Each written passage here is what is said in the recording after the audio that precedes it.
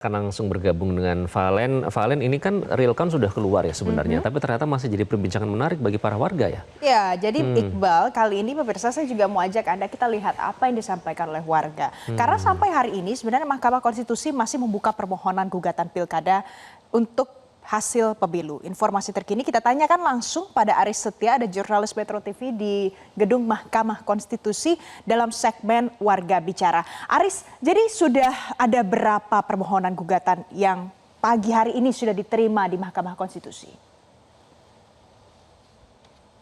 Ya, Valen, sampai dengan pagi hari ini pada Selasa 10 Desember 2024 ini, dari pantauan kami langsung dari gedung Mahkamah Konstitusi Republik Indonesia dan juga bisa melalui laman resmi di mkri.co.id, ini bahwa total ada sebanyak 200 permohonan terkait dengan sengketa Pilkada 2024 yang sudah masuk atau diterima oleh petugas pelayanan administrasi perkara di Mahkamah Konstitusi Republik Indonesia. 200 perkara tersebut ini Valen dan juga pemirsa dapat kami sampaikan bahwa terdiri dari 162 perkara tingkat kabupaten, kemudian 37 perkara tingkat kota, dan sisanya ini satu perkara tingkat provinsi.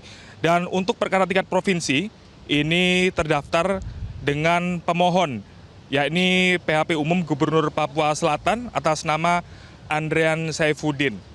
Dan juga Valen dan pemirsa bahwa kita ketahui bersama proses ataupun tahapan Pilkada 2024 ini memang sudah berlangsung dan masih terus berlangsung sejumlah proses lainnya yang kita ketahui bersama bahwa tahapan Pilkada 2024 ini kalau bisa dilihat di samping saya grafis yang muncul ini bahwa proses tahapan pilkada ini dimulai dengan pemilihan ataupun pencoblosan yang berlangsung pada 27 November 2024.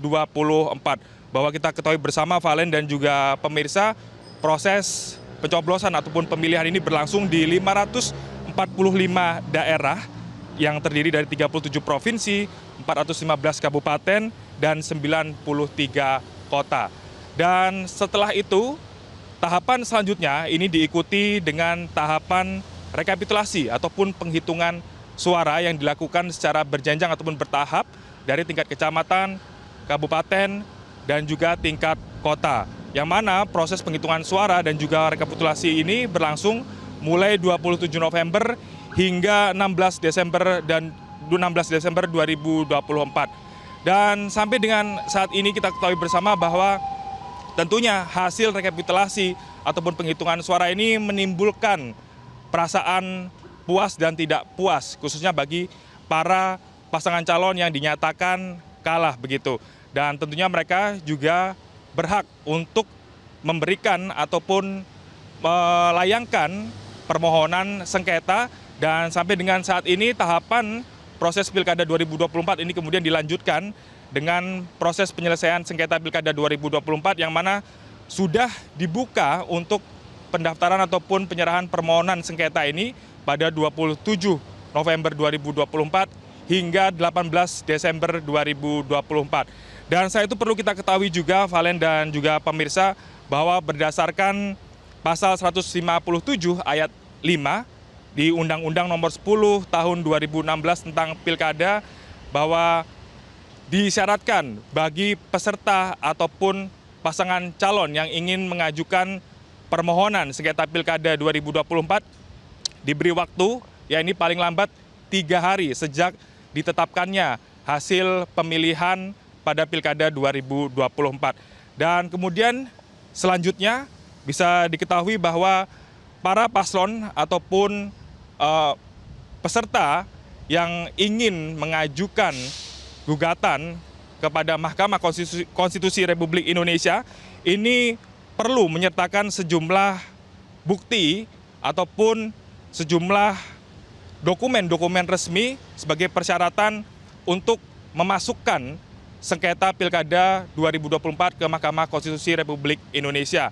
Mahkamah Konstitusi Republik Indonesia ini memiliki waktu 45 hari untuk menyelesaikan sengketa Pilkada 2024.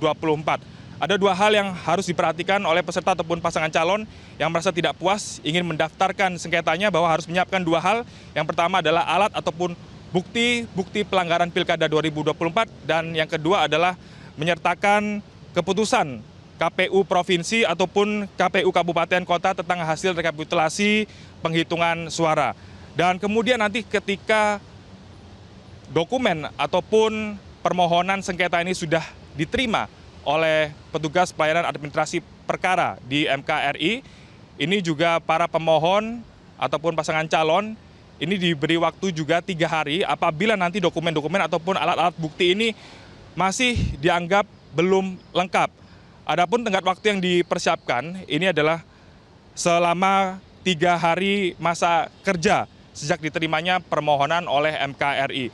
Dan juga yang perlu diketahui yang penting adalah Valen dan juga pemirsa bahwa kita juga perlu mengetahui bagaimana tanggapan masyarakat dan juga respon masyarakat terkait dengan proses Pilkada 2024 ini, khususnya tahapan sengketa Pilkada yang saat ini tengah berlangsung. Bagaimana respon warga terkait dengan proses penyelesaian sengketa ini? Saya akan mencoba untuk berbincang langsung kepada warga yang saat ini tengah saya temui di sekitaran Gedung Mahkamah Konstitusi Republik Indonesia.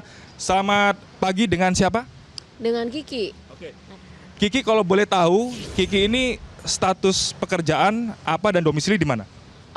Ini karyawan di perkantoran di sekitar Medan Merdeka, domisilinya di Tangerang.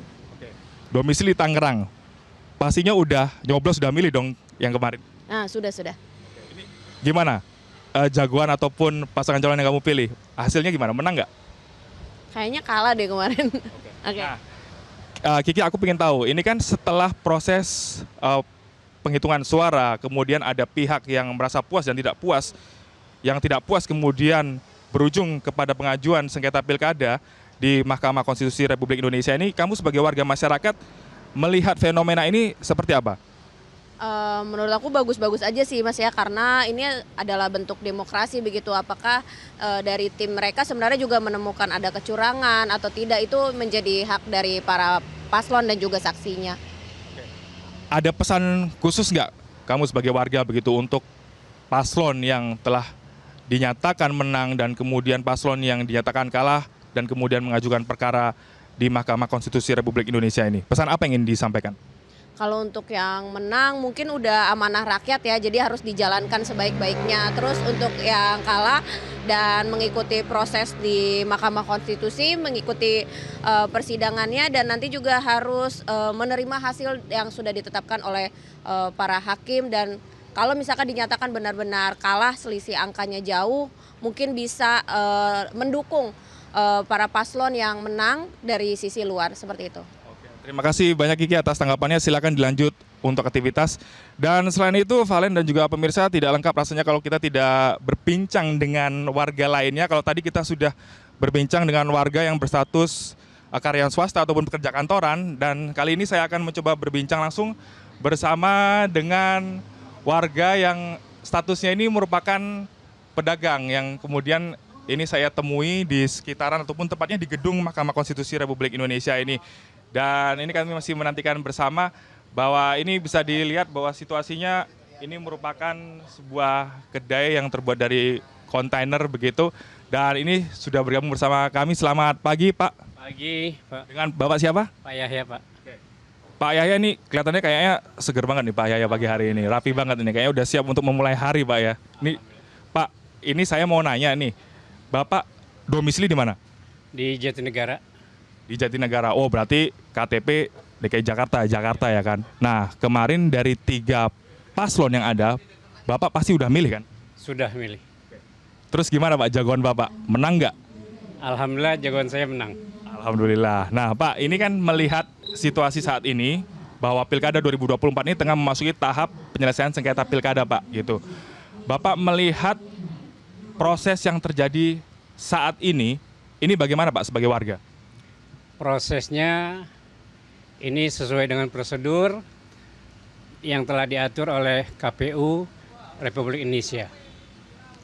Sehingga dengan Pilgub 2024 ini dengan 3 paslon pasti ada yang menang, ada yang kalah.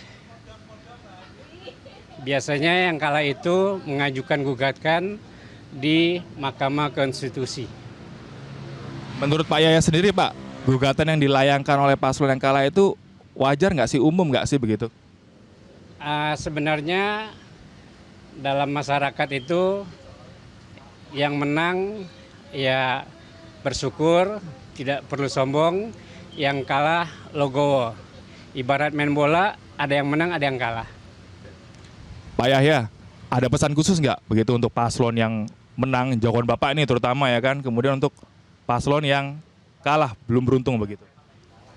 Kalau yang menang, kita bersyukur kepada Allah dan berterima kasih kepada masyarakat untuk mempercayai memimpin DKI Jakarta ini 2025-2029. Dan jangan sombong, ingat apa janji-janjinya dalam kampanye tersebut, sehingga kadang-kadang hanya janji saja tapi pelaksanaannya tidak ada.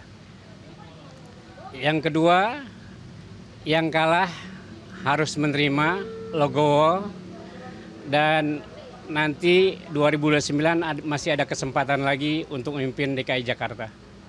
Terima kasih banyak Pak Yahya atas informasi dan juga pesan-pesan yang telah disampaikan. Silakan lanjutkan aktivitas. Dan itulah Valen dan juga pemirsa hasil perbincangan saya bersama dengan warga di sekitaran Mahkamah Konstitusi Republik Indonesia terkait dengan proses tahapan Pilkada 2024 yang saat ini tengah berlangsung. Dan kita ketahui bersama masih tersisa sekitar 8 hari atau sekitar seminggu lagi. Kemudian untuk bagi para paslon ataupun pihak yang merasa tidak puas dengan hasil Pilkada 2024 ini untuk mendaftarkan ataupun menyerahkan permohonan gugatan Pilkada 2024. Untuk sementara dari MKRI, Aris dan Robi kembali ke studio.